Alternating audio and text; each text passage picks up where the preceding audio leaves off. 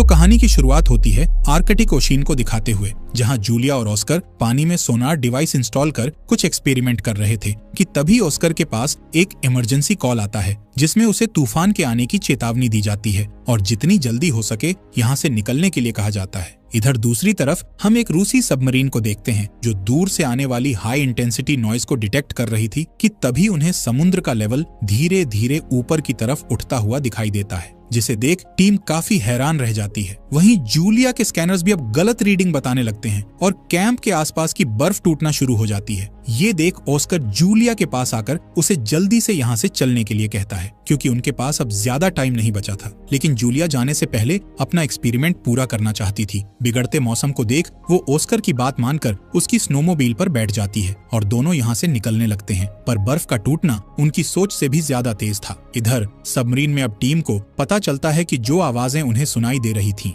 वो असल में समुद्र की लहरों की नहीं बल्कि किसी बायोलॉजिकल चीज की है, यानी समुद्र में कोई जिंदा जीव मौजूद है। इससे पहले कि टीम कुछ और समझ पाती, अचानक एक विशाल क्रीचर उनकी सबमरीन से टकरा जाता है और सारे इमरजेंसी अलार्म बजना शुरू हो जाते हैं। टीम को ऐसा महसूस होता है जैसे उनकी सबमरीन को क्रीचर ने पकड़ लिया है और वो उसे बेहद तेजी के साथ नीचे खींच रहा है। वहीं दूसरी तरफ हम जूलिया और ऑस्कर को देखते हैं जो किसी तरह अपनी जान बचाकर यहाँ से भागने की कोशिश कर रहे थे क्योंकि उनके पीछे की बर्फ लगातार टूटती जा रही थी कि तभी ऑस्कर की नजर सामने से उठ रहे बर्फ के तूफान पर पड़ती है जो बहुत ही भयानक था। ऑस्कर काफी घबरा जाता है और इसी घबराहट में बैलेंस बिगड़ने की वजह से उसकी स्नोमोबाइल बर्फ की चट्टान से टकराकर ब्लास्ट हो जाती है और उन दोनों को जब तक होश आता है तब तक उनका कैंप भी तूफान की चपेट में आकर तबाह हो चुका होता है। उधर पानी के नीचे लगातार सबमरीन पर हमले हो रहे थे और ये हमले करने वाला कोई और नहीं बल्कि वही विशाल क्रीचर था जिसे रोकने के लिए टीम अब उस पर फायरिंग करना शुरू कर देती है। तब रोशनी में उन्हें क्रीचर के कुछ विशालकाय टेंटिकल दिखाई देते हैं। इससे पहले कि टीम उन टेंटिकल्स के बारे में कुछ और जान पाती, क्रीचर दोबारा सबमरीन पर हमला कर उसे तबाह कर देता है। लेकिन डूबने से ठीक पहले कैप्टन लास्ट मोमेंट पर टीम को इमरजेंसी सिग्नल छोड़ने का ऑर्डर देता है ताकि सिग्नल मिलने पर उनकी नौसेना उन्हें जल्द ही बचाने के लिए आ जाए। अगले दिन ही रशियन मरीन हेडक्वार्टर को वो सिग्नल मिल जाता है जिसके जरिए उन्हें अपनी सबमरीन के गायब होने के बारे में पता चलता है। ये खबर सुनते ही ऑफिसर्स के पैरों तले जमीन खिसक जाती है क्योंकि उस सबमरीन में बहुत ही पावरफुल हथियार थे। इसलिए अब ऑफिसर्स एक रेस्क्यू टीम को इन हथियारों को वापस लाने का ऑर्डर देते हैं और इस टीम का लीडर बनाते हैं विक्टर को, जो असल में गायब हुई सबमरीन के कैप्टन का भाई था। इसलिए जब विक्टर की माँ को पता चलता है कि वो हथियार को वापस लाने के लिए मिशन पर जा रहा है तो वो पहले तो काफी परेशान होती है, लेकिन फिर विक्टर को गुड लक के तौर पर उसके पिता की घड़ी देती है जो अब इस दुनिया में नहीं थे। विक्टर उस घड़ी को लेकर मिशन पर जाने के लिए घर से निकल जाता है जहां उसकी मुलाकात उसके पिता के पुराने दोस्त एडमिरल ओलाशांस्की से होती है जो थोड़े गुस्सैल व्यवहार के थे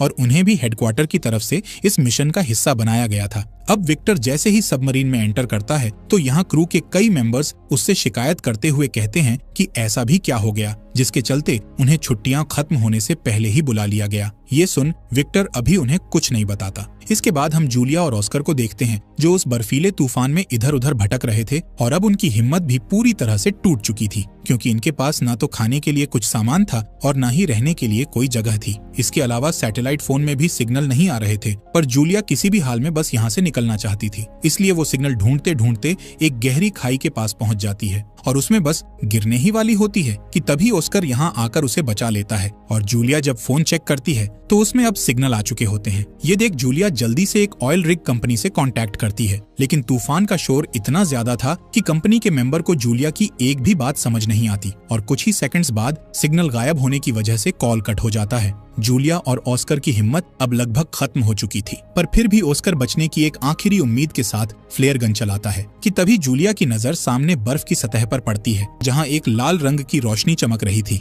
लेकिन वो क्या है, ये जानने के लिए दोनों इस रोशनी की तरफ भागते हैं और जब पास जाकर देखते हैं तो पता चलता है कि ये वही इमरजेंसी सिग्नल है जिसे गायब हुई सबमरीन के कैप्टन ने रिलीज करवाया था और इन दोनों को ये बात अच्छी तरह पता थी कि इस सिग्नल को ढूंढते हुए रशियन सेना यहाँ जरूर आएगी। इसलिए जूलिया ऑस्कर से यहीं रुकने के लिए कहती है। इधर विक्टर की सबमरीन कई घंटों का सफर तय करने के बाद अब उस लोकेशन पर पहुंच जाती है जहां विक्टर के भाई की सबमरीन गायब हुई थी। इसके अलावा उन्हें इमरजेंसी सिग्नल की भी लोकेशन पता चल चुकी थी। इसलिए विक्टर अपनी टीम को इसी जगह पर चलने के लिए कहता है। लेकिन यहाँ पहुंचने के बाद विक्टर को कोई सबमरीन तो नहीं मिलती, पर दो थके हारे जियोलॉजिस्ट्स मिल जाते हैं जिनकी हालत बहुत ज्यादा खराब थी। इसलिए विक्टर इन्हें जल्दी से अपनी सबमरीन में ले जाता है। हालांकि ऐसा करने के पीछे उसका एक मकसद छुपा हुआ था। दरअसल वो जूलिया और ऑस्कर के जरिए ये जानना चाहता था कि आखिर उसके भाई की सबमरीन के साथ हुआ क्या था। और यही बात जब वो जूलिया से पूछता है तो उसके पास भी इस सवाल का कोई जवाब नहीं होता। वो विक्टर से कहती है कि मुझे शुरुआत में ऐसा लगा था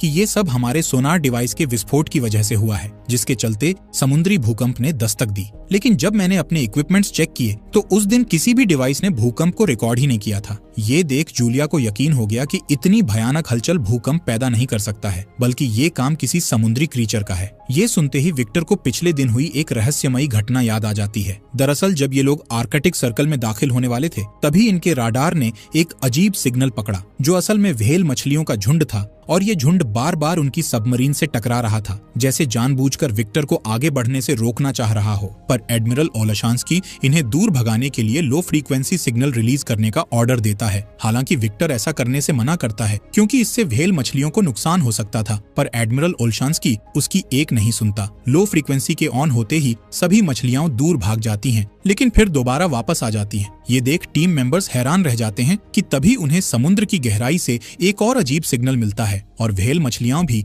एक एक कर दूर होना शुरू हो जाती हैं। इधर टीम मेंबर जब इस सिग्नल को चेक करते हैं तो उन्हें एक विशाल क्रीचर नजर आता है, जो एक ही झटके में व्हेल मछली को अपना शिकार बना लेता है और फिर इनकी सबमरीन की तरफ बढ़ने लगता है। इसलिए एडमिरल ओलाशांस्की उस पर हमला करने का ऑर्डर देते हैं, लेकिन विक्टर उन्हें ये कहते हुए रोक देता है कि हम ऐसे किसी पर हमला नहीं कर सकते हैं। इसके बाद वो सबमरीन को पास की ही एक बर्फीली दरार में ले जाने को कहता है, क्योंकि उसे यकीन था कि इतना बड़ा क्रीचर इस तंग दरार में नहीं घुस पाएगा, और होता भी ऐसा ही है। विक्टर की टीम उसकी बात मानकर सबमरीन को समुद्र की गहराई में छुपा देती है, जिसे क्रीचर देख नहीं पाता और थक हार कर यहाँ से चला जाता है। इस तरह विक्टर के एक फैसले ने आज सबकी जान बचा ली थी। वहीं विक्टर ने जब जूलिया की कहानी सुनी तो वो समझ गया कि यही वो क्रीचर है जिसने बर्फ को तोड़कर उनकी पहली सबमरीन को तबाह किया था। अब जूलिया, जो कि एक स्वीडिश नागरिक है, वो बचपन से ही समुद्री राक्षसों पर विश्वास करती आई थी, इसलिए वो अब इस भयानक खेल में शामिल नहीं होना चाहती थी। वो विक्टर से गुजारिश करते हुए कहती है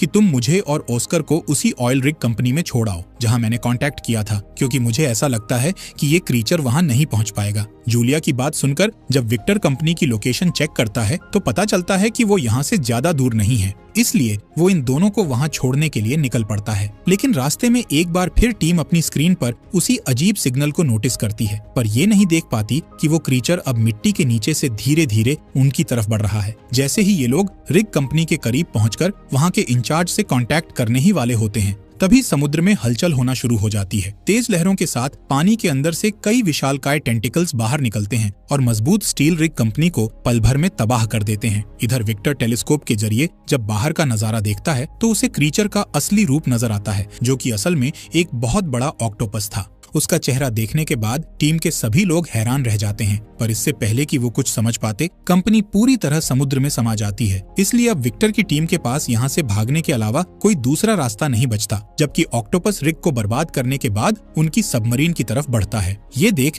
एडमिरल ओलाशांस्की गुस्से में कमान अपने हाथ में ले लेता है और टीम को 2 टॉर्पीडो फायर करने का ऑर्डर देता है, लेकिन कोई फायदा नहीं होता, क्योंकि ऑक्टोपस अभी भी जिंदा था, जो हमले की वजह से अब और भी ज्यादा गुस्से में आ गया था। वो तेजी से इनकी सबमरीन की ओर बढ़ने लगता है। ये देख एडमिरल ओलाशांस्की काफी डर जाते हैं और कमान दोबारा विक्टर को सौंप देते हैं। कमान हाथ में आते ही विक्टर फौरन सबमरीन को दूसरी दिशा में मोड़ने का आदेश देता है। इस तरह ये ऑक्टोपस के हमले से तो बच जाते हैं, लेकिन एक टेंटिकल इनकी सबमरीन से टकरा जाता है, जिस वजह से सबमरीन के पार्ट्स डैमेज हो जाते हैं और वो समुद्र में डूबने लगती है। इसके बाद हम देखते हैं कि ऑक्टोपस ने इन पर दोबारा हमला कर दिया है, जिसके चलते अब टॉर्पीडो रूम में भी आग लग गई है और फिर उसमें करीब 7 लोग फंस जाते हैं कि तभी ऑक्टोपस एक और हमला कर सबमरीन को नीचे डुबाने की कोशिश करने लगता है और इन्हें चारों तरफ से घेर लेता है। ये देख विक्टर सभी टीम मेंबर्स को साइलेंट मोड में रहने के लिए कहता है, क्योंकि समुद्री जीव अक्सर आवाज से अट्रैक्ट होते हैं। इसलिए विक्टर सभी को शांत रहने का ऑर्डर देता है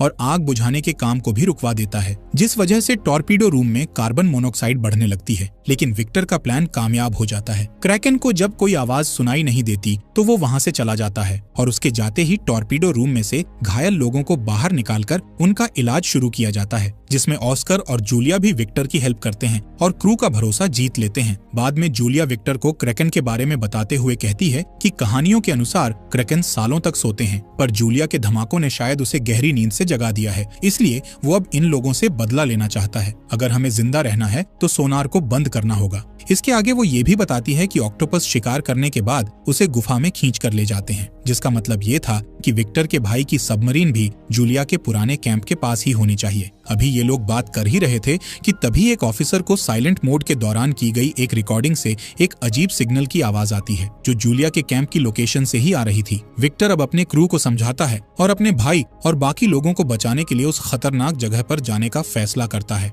जबकि कुछ क्रू मेंबर्स उसकी बात से सहमत नहीं होते, क्योंकि उनका कहना था कि उनके हथियार उस भयानक ऑक्टोपस का सामना नहीं कर सकते हैं, इसलिए उन्हें जितना जल्दी हो सके यहाँ से चले जाना चाहिए। लेकिन विक्टर कैप्टन होने के नाते अपनी जिम्मेदारी निभाना चाहता था, इसलिए क्रू मेंबर्स के राजी न होने के बाद भी वो सबमरीन को ढूंढने के लिए निकल जाता है, जिसके बाद क्रू मेंबर्स को भी ना चाहते हुए उसका साथ देना पड़ता है। अब ये लोग एक बेहद ही खतरनाक खाई के पास पहुंचते हैं, जिसके अंदर उतरने के लिए विक्टर एक मिनी सबमरीन का इस्तेमाल करता है और अपने साथ 2 ऑफिसर्स को भी ले जाता है, जहां नीचे खाई में उन्हें सैकड़ों डूबे हुए जहाज मिलते हैं। यानी जूलिया ने जो क्रैकन की कहानी सुनाई थी वो झूठ नहीं बल्कि सच थी। इसी दौरान इन लोगों को विक्टर के भाई की भी सबमरीन मिल जाती है, जिसका अगला हिस्सा थोड़ा सही सलामत था, इसलिए विक्टर इसी हिस्से से अपनी मिनी सबमरीन को जोड़ देता है और जब अंदर जाकर देखता है तो उसे अपना भाई अलेक्जेंडर और उसका क्रू नजर आता है, जो अब भी जिंदा थे। अपने भाई को जिंदा देख विक्टर को बहुत ज्यादा खुशी होती है और साथ ही हैरानी भी, क्योंकि इतने दिन क्रैकन से बचकर रहना